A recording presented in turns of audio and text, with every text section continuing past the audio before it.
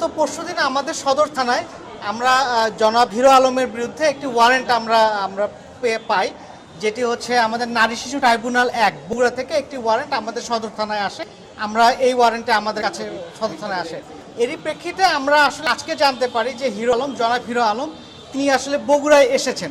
আমরা এই তথ্য পাওয়ার পরই আমরা বিভিন্নভাবে তাকে খুঁজতে থাকি এবং এক পর্যায়ে আমরা জানতে পারি তিনি আসলে ঢাকায় চলে যাচ্ছেন।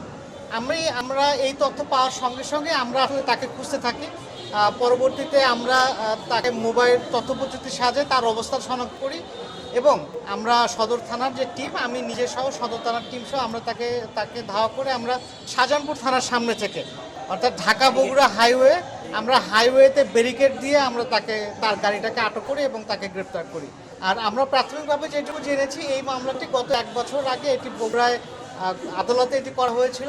জনৈক মিথিলা সম্ভবত ওনার সহকর্মী, মিডিয়া সহকর্মী, তার বাসা সম্ভবত খুলনা, এটি আমরা প্রাথমিকভাবে জেনেছি। এই মামলাটি পিবিআই তদন্ত করে, পিবিআই তদন্তের প্রেক্ষিতে গত ইয়াতে আমাদের এখানে থানায় একটি ওয়ারেন্ট আসে। ধন্যবাদ।